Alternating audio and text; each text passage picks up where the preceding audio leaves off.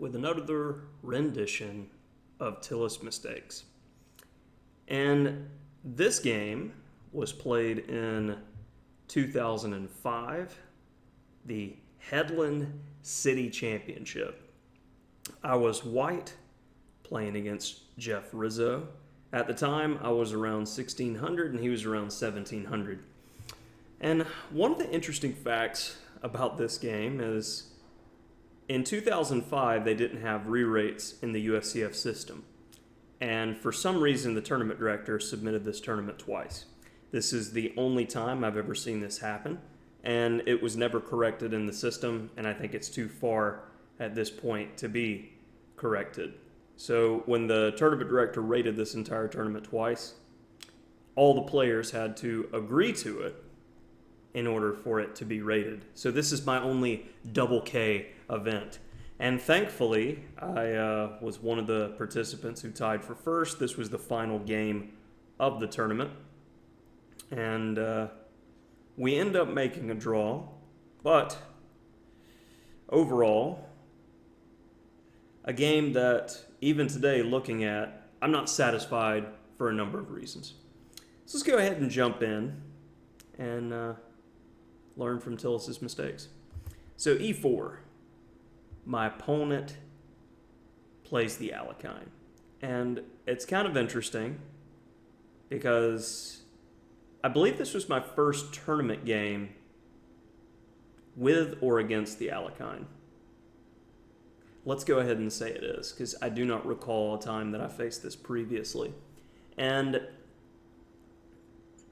I played so many games with Jeff Rizzo week after week in the Tuesday night club that I played in. And you could say that the impression was made, and I started playing the Alekhine shortly thereafter and had great results with it. It ended up being a Chessable book in the future with the Alekhine Defense, The Dark Knight Rises, paying that homage to one of my favorite movies, so why not? Let's go ahead and go forward. And I knew my opponent knew some theory with the Alekhine, so he surprised me with it, and I made an over-the-board objective decision with knight c3. And if your opponent ever surprises you, you have to make a judgment call right then of what opening you're going to choose and why.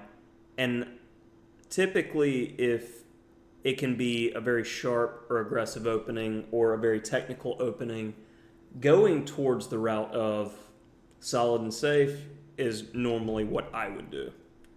We do have expressions like fools rush in for a reason.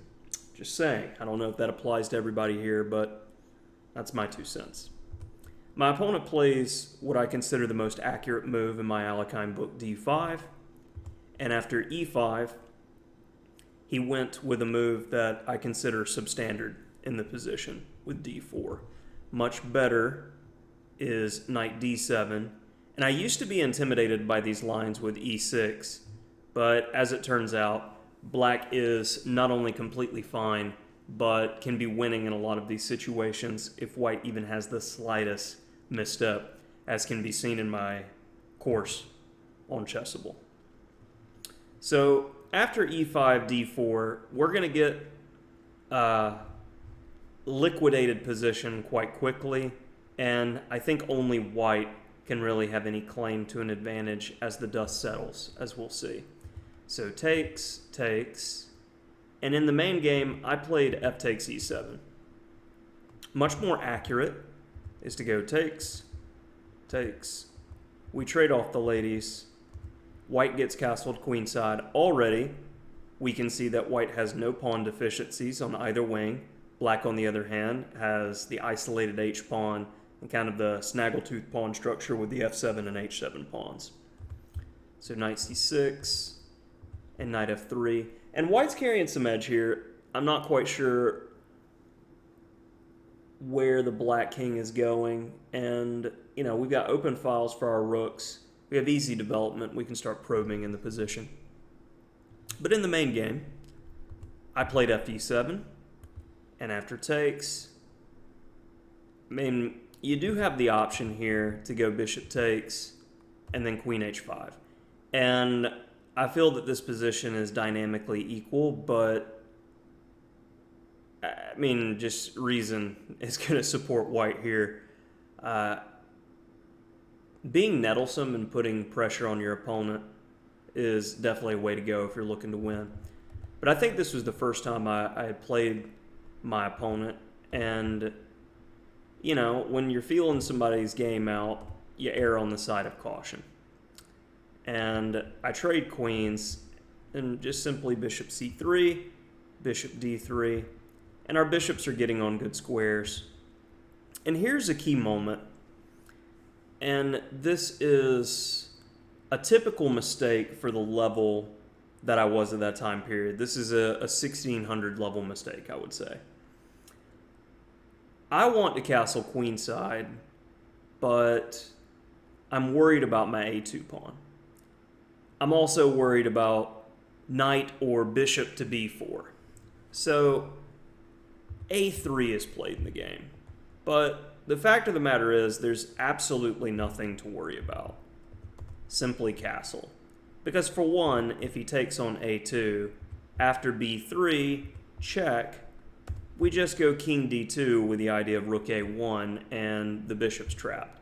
And this is a very well-known trap from the first game of the Fischer-Spassky World Championship match in '72, when Fischer grabs a pawn in this way and his bishop gets trapped.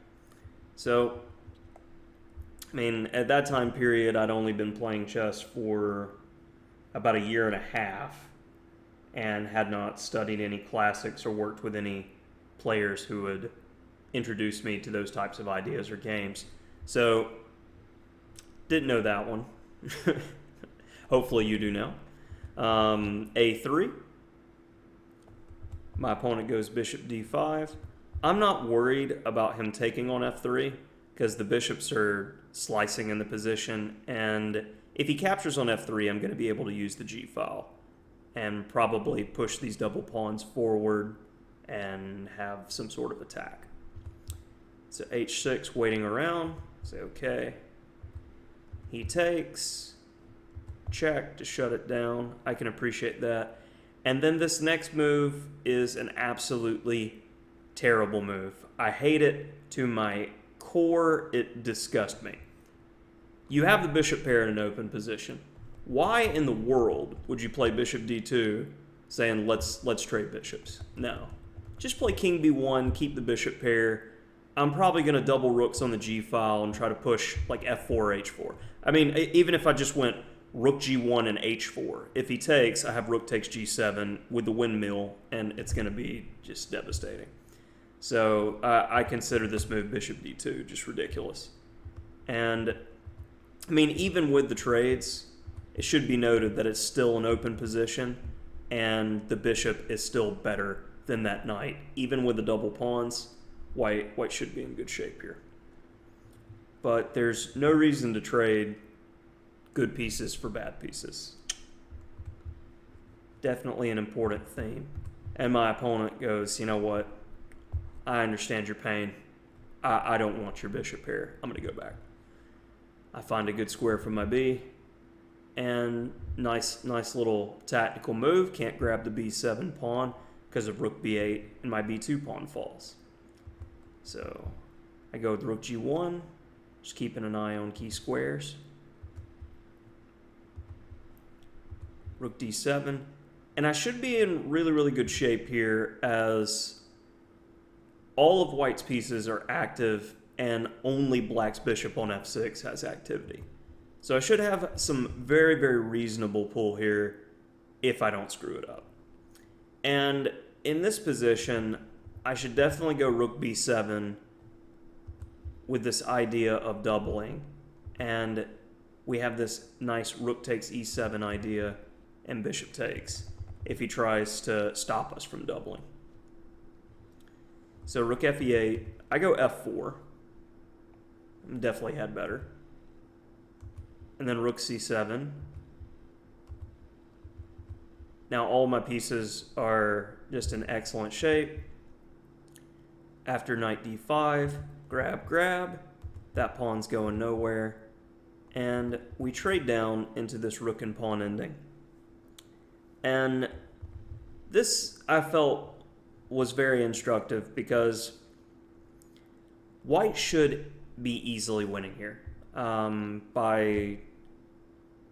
By master standards, I feel like I could beat another master relatively easily here today. So let's take a look at what should have been played versus what I played.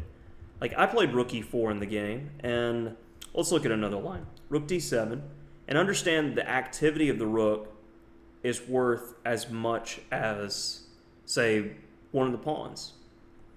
So king e8, and we're keeping the rook on b7, eyeing the base pawns, the weakest part of the chain. And I'm already able to get rid of one guy. And essentially, black is just in a paralysis state where my pawns are stopping yours, so you don't have the chance of a passer. Your rook is kind of stuck. And c5, excellent move. We're getting a passer one way or another. If you take on c5, a5, and I take on a7, the two connected passers are going to be a win. If you take on a4, I go c6, and that passer is mean and is going to lead to a win. So this is how this endgame would have went. And I mean, this is following basically Stockfish 12 analysis. So let's see the mediocre play that I had in the time period. So rook e4. I give up the open file and allow black to get active. Understand that difference. When you give your opponent activity, you give them counter chances. If I simply play rook d7, his rook was paralyzed for the majority of the game. h3, don't know why. It's a question of where the majority is. I'd much rather see a move like a4, b4,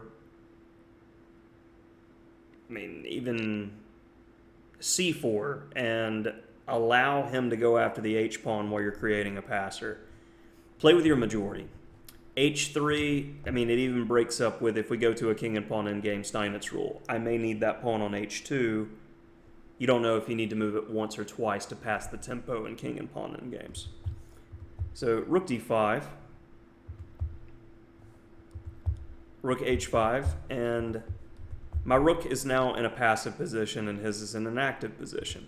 Not a big fan of that, but in order to hold on to the pawns, that was the way to do it. And this b4 move, it doesn't appeal to me as much as, say, playing c4 in this position, because b4, you can put the deep freeze on the pawns with b5. But king f5 makes a lot of sense. And I get in c4 before he fixes the pawns. And here, this is already a critical position for evaluation, because if you just go king d4 and he goes g5, I remember being worried about this position. But, I mean, plenty of time. This is not that difficult to calculate for a 1600 rated player. So this would be a pause your video and see what's going on here, what's best play. All right, hopefully you paused. Go c5, takes, and the dealio is, I have a passer, you don't. f3, and what's black gonna do here? He's gonna take the L. All the f-pawns are gonna drop. We're gonna get another passer. It's a girl, and that's gonna be a win. So after f5, king d3, don't know why, and then king d6. And I was scared to go to d4 because of this g5 idea, because I'd already misevaluated one thing. So my opponent offered a draw, and I made the biggest blunder of the game. I agreed to it. Now, when you're up a pawn, you press. And I mean, I had vicious critiques of my play when I was younger. I basically said there's no reason not to have a spine, quote unquote. in my own analysis from a number of years ago. Now, it's easy to be critical when you have an engine. Like, I find this all the time in streams or when lesser players are evaluating strong masters, that they'll be hypercritical of mistakes made of very strong elite grandmasters. Because, yeah, you have the benefit of an engine in front of you with no pressure and no time trouble.